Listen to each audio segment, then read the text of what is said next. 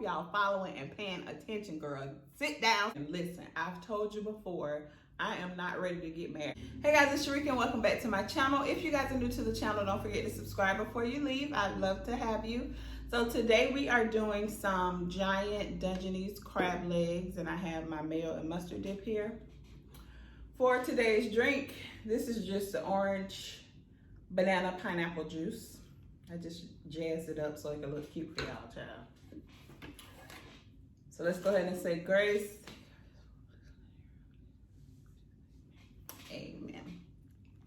Hey y'all, happy Monday. Khalil over there, say hey Khalil. Hey y'all. She's sitting in because she want to hear the story time, child. We do have a story time today.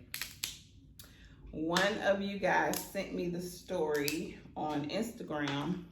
So if you're watching this, thank you very much. And I'll have the link in the description box for you guys. This crab looks so good.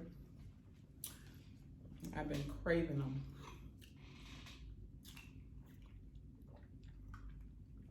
So, the story is from My Worst Nightmare. Is it My Worst Nightmare?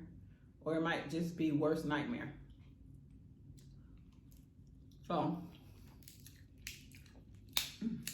there was a girl named Natalie, right? And it's their real names too. I ain't gonna switch it up on y'all today, because this is like a serious story, but it's good. You ready, Kalita? Mm-hmm. So Natalie had moved from New York to Virginia to live with her grandma.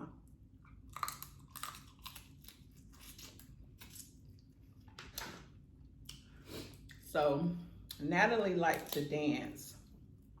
So of course, you know, once she got to her new school, she tried out for the dance team and she made the dance team. She was really good.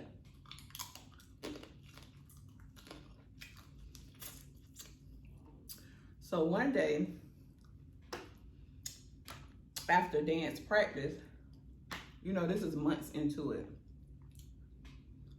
her grandma would come pick her up, but she would have to walk a little ways down the street. And it was at night by the time she got out of school or out of practice. So as she's walking down the street, she can hear, you know, somebody walking behind her. So she looked back, she see that it's a guy walking behind her. So she started, you know, trying to run a little bit, you know. So the dude apologized and said he didn't mean to scare her. She stopped and talked to him for a second. And he asked her if she wanted a ride.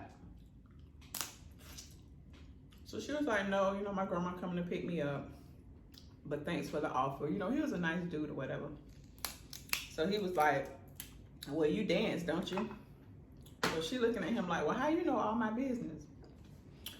But he looked down at her shoes because she still had on her dance shoes. So he said, okay, well, if you ever change your mind, you ever need a ride, just give me a call. He gave her her card and they went on about their way. So time go by. And it was this one particular night, her grandma was supposed to come pick her up to take her to dance class, but her grandma never showed up. And when she called her grandma said she wasn't able to make it. She couldn't get off work. So Natalie was like, okay, well, I'll just get a ride.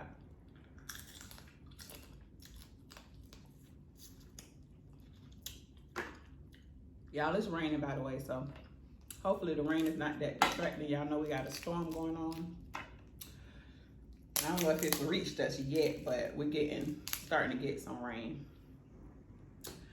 So, girl, grandma can't make it. So she calls the guy. His name was Kevin. And she said, Kevin, this is, you know, the dancer that we met a few weeks ago. I think I'm gonna take you up on that offer on giving me a ride. So he came, he picked her up. And this turned into, you know, like a almost everyday thing. Like from that point, he would take her to practice, pick her up from practice, take her home. Sometimes he would wait while she's at practice, and everything was cool. So the grandma told her, you know, I don't want you to be leading that boy on, making him think, you know, that it's something more than it is, because you can't play with people's emotions like that. So she was like, no, he know that it's nothing like that. We just friends, we cool, it's no problem. So the grandma was like, well, you know, let him do all these favors for you, and he's gonna think, you know, that it's something more than it is.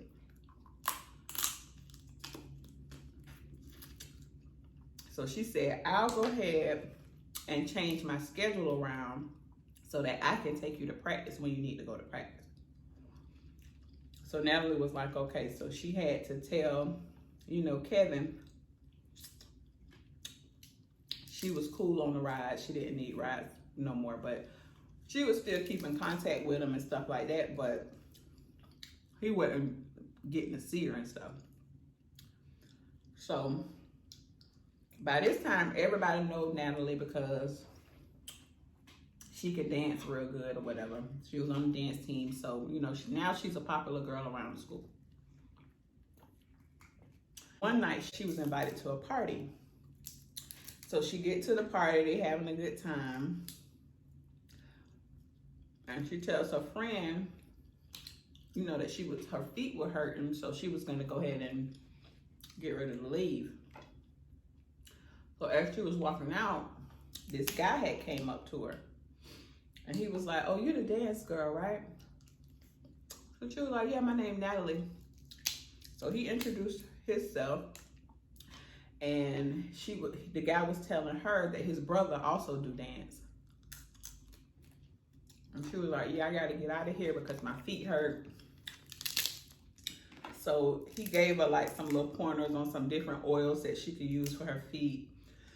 And he said that he does track and he uses the oils on his feet too, and it helps or whatever. So she was like, okay, well, thanks for the tip. See you around, whatever.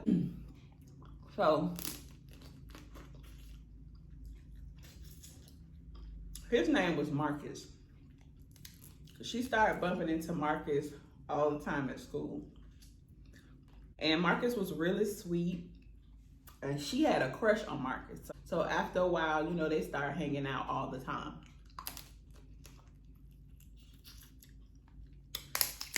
Now, to me, it seemed like Marcus was her boyfriend. But because she was so dedicated to, you know, her dance, she didn't want to put a label on anything. But he was over there all the time. They was hanging out. She wasn't needing no rides from Kevin no more or nothing like that. It was just all about Marcus. So Marcus had surprised her one Christmas with some tickets to the Nutcracker. So Natalie was so excited about that. She opened up the tickets and saw the date, and it was on the 21st, and she said she couldn't go. He had to take somebody else. Marcus didn't like that. So Marcus got an attitude. So now he's starting to show that he got a little, you know, little feisty attitude, a little temper. So time go on, she gets a call from her mom. Her mom tells her that she just got this once in a lifetime shot at this audition for some big time person in New York. So she was super excited.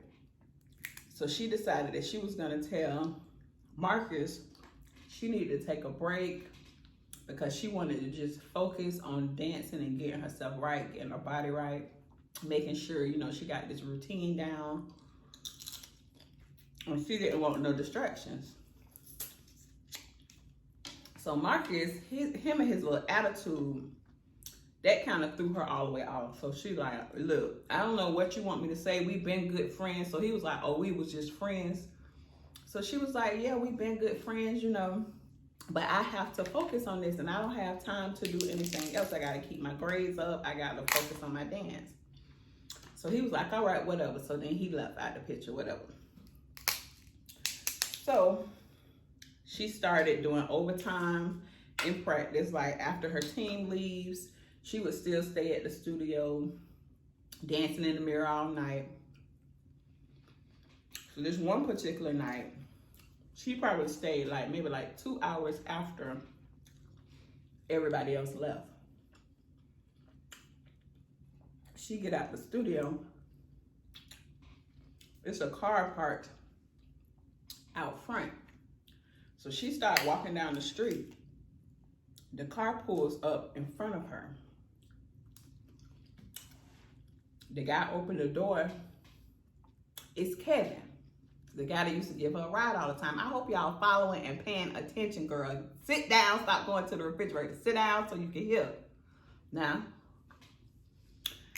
so Marcus, see, I'm messing up. So Kevin jumps out the car. And she was happy to see him because that was her friend. You know, she didn't have no bad blood with him. She just got caught up with Marcus. So she was like, hey, Kevin, I didn't recognize you because of the car. So he was like, yeah, I got a new car. I thought I missed you. I was just waiting out here to show you my car. And, you know, I saw you walk out. So, you know, here I am or whatever. So they just start talking. And he said, well, let me give you a ride for, you know, old time's sake. So she was like, okay. So she got in the car with him. They ended up going to the movies. Now, child, whatever happened in that movie theater, now they dating. So now that's a boo. They never took it there before this. So he understood that, you know, she had to focus on dance. He didn't pressure her because he's always been into her. So, but I got something on my face.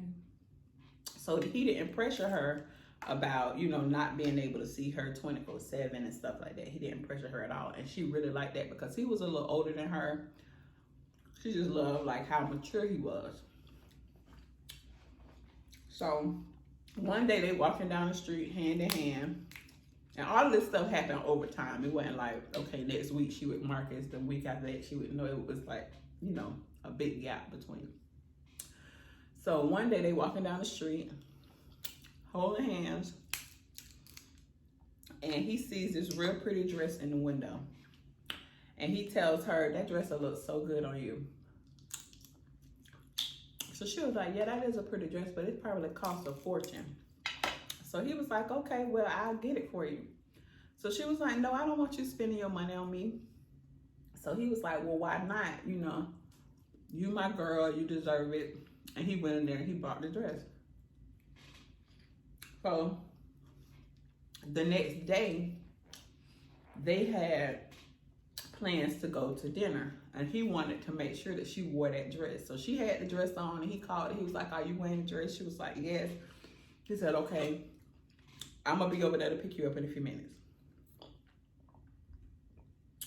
Next thing you know, she hears somebody walk in downstairs. So she calling out for her grandma, thinking that it's her grandma, but her grandma never answered. So she grabs one of her trophies off her dresser just in case she had to knock a fool out. She go downstairs. It's Marcus in her kitchen. So she like, Marcus, what are you doing here? He was like, well, the door was open. And I tried to call you, but you ain't been answering my calls. So she was like, you shouldn't be here. You know, you need to leave. So he reached in his pocket and pulled out like these little Polaroid pictures. He was like, well, these your pictures. I thought you would want the pictures.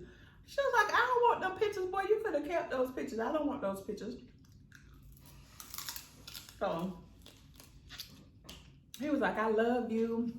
And you look nice in that dress. Where you going on a date? So she was like, yes, I am going on a date. All of a sudden, it's a knock at the door. So Marcus in the kitchen, Kevin at the door. So she goes, she tell Marcus, stay right here. She go open the door, let Kevin in. Kevin come to the kitchen, and Natalie says, this is my old friend Marcus, and he was just leaving. So Kevin reached his hand out to try to shake his hand. Marcus looked him up and down and walked the heck up out of the room. So Natalie trying to explain to him, it's nothing like it looks. I ain't tell that fool to come over here. And you know, she's explaining herself, and Kevin was like, you don't have to do that. I trust you. You're gonna be my wife one day. I trust you. And you know, you don't gotta worry about it. No biggie. And they left. So time go on. Kevin calls her and say, I called you earlier and you didn't answer your phone. Where you was at? So she was like, well, me and my grandma went to the store, so I probably just missed you. We went to the store to get some dinner. So he was like, oh, okay. He said, well, one of these days, you know, I ain't gonna never have to worry about where you at when you move in with me. So she just kind of laughed it off, whatever. Now she 18. I'm not too sure how old he was, but he was older than her. So a few days later, she in her room practicing her dance. Her grandma calls out and said, Natalie, Kevin's at the door. I'm gonna go ahead and let him in and send him up to your room. So he come up to the room.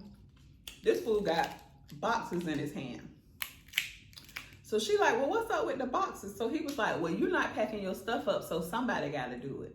And he just started putting stuff in the boxes from off her dresser.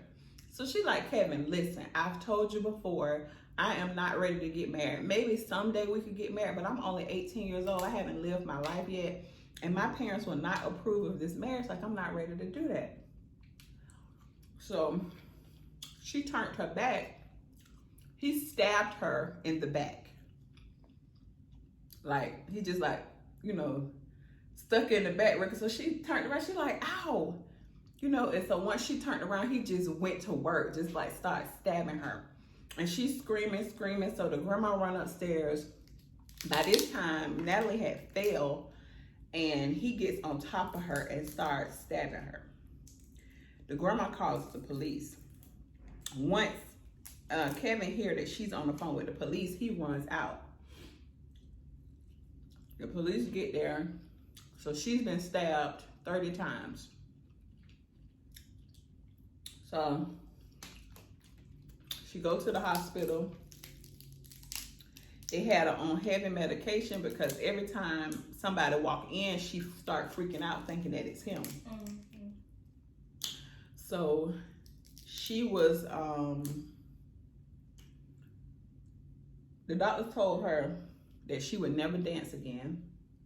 She had to learn how to walk all over. She had to learn how to write, everything.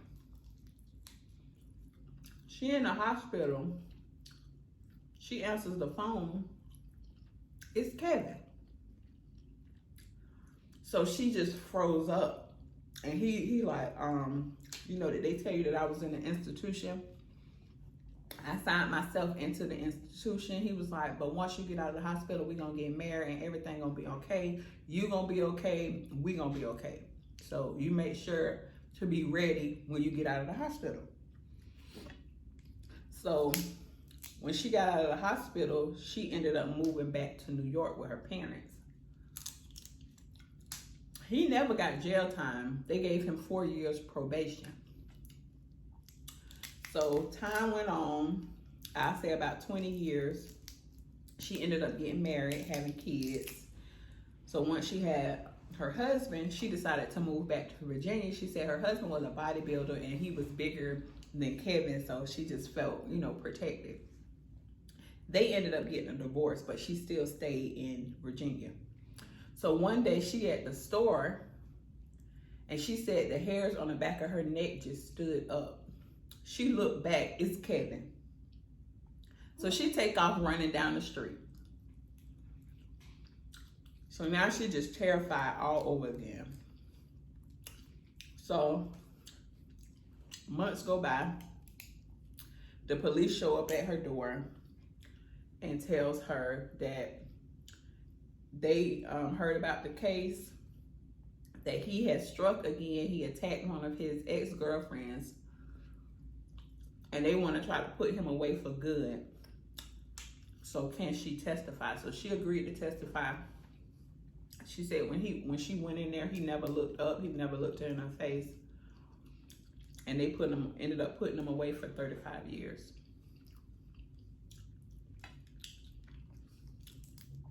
Yes. Stalker. Okay, guys, so I hope you're done eating. If you're eating with me, don't forget to like, share, and subscribe. Don't forget to click the next 2 videos at the bottom of the screen, and I will see you guys on the next one. Bye, y'all.